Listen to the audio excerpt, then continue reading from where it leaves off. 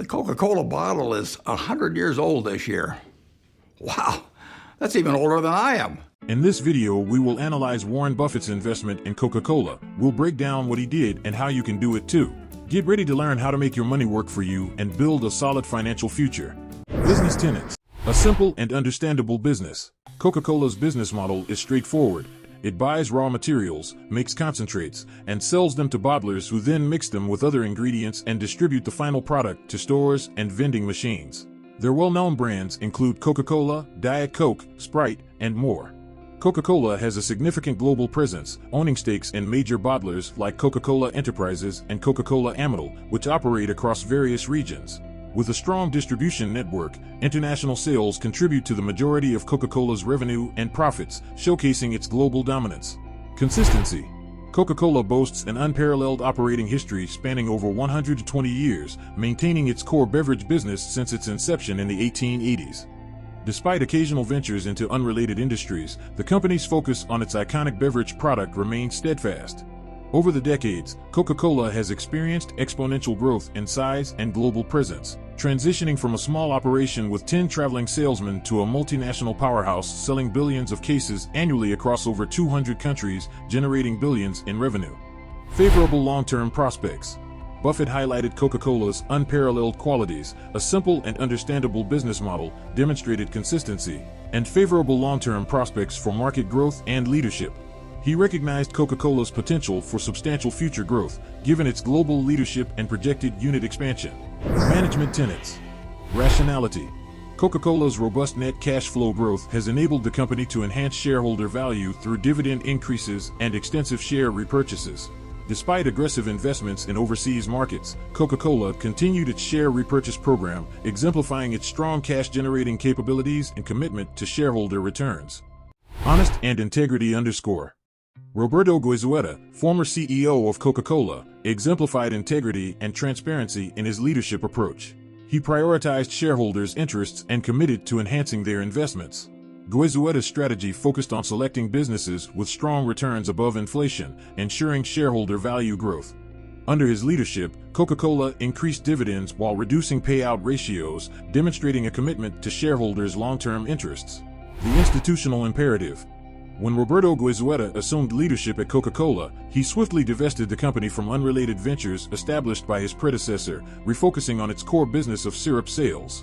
This decision showcased Coca Cola's ability to resist conventional industry practices.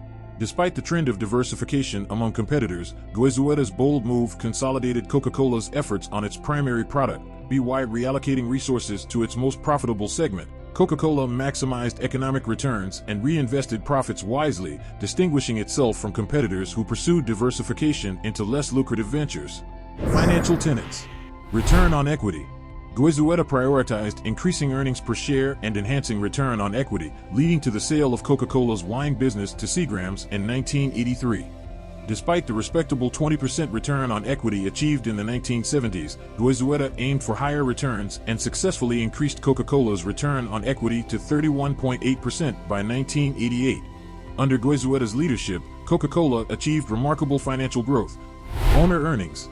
Between 1973 and 1980, Coca Cola's owner earnings, net income plus depreciation minus capital expenditures, increased from $152 million to $262 million. Representing an 8% annual compounded growth rate. Subsequently, from 1981 to 1988, owner earnings surged from $262 million to $828 million, boasting an impressive average annual compounded growth rate of 17.8%. Profit margins. In 1980, Coca Cola faced declining pre-tax profit margins, which stood at a low of 12.9%, having fallen consistently over the previous 5 years from the 1973 level of 18%. Under Roberto Goizueta's leadership, the company's pre-tax profit margins saw an improvement, rising to 13.7% in his first year. By 1988, when Warren Buffett purchased his shares in Coca Cola, the company had achieved a record pre-tax profit margin of 19%, showcasing significant progress and enhanced financial performance under Goizueta's stewardship. Value tenets. Calculate what the business is worth. When Warren Buffett acquired shares in Coca Cola in 1988, many questioned the rationale behind his investment in a company trading at 5 times its book value with a 6.6% earning yield. However, Buffett's investment philosophy emphasizes that price does not necessarily reflect value, and he perceived Coca Cola as a good value investment. In 1988, owner earnings of Coca Cola equaled $828 million. The 30-year U.S. Treasury bond, the risk-free rate, at that time traded near a 9% yield. Analyzing Coca Cola, we find that owner earnings from 1981 through 1988 grew at a 17.8% annual rate, faster than the risk-free rate of return. When this occurs, analysts use a two-stage discount model.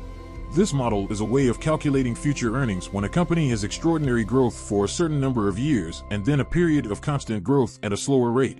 At 10% growth for 10 years and 5% thereafter, the value of Coca Cola would be $32.522 billion. Buy at attractive prices. Buffett, despite being unable to buy at distressed prices, believed in Coca Cola's intrinsic value.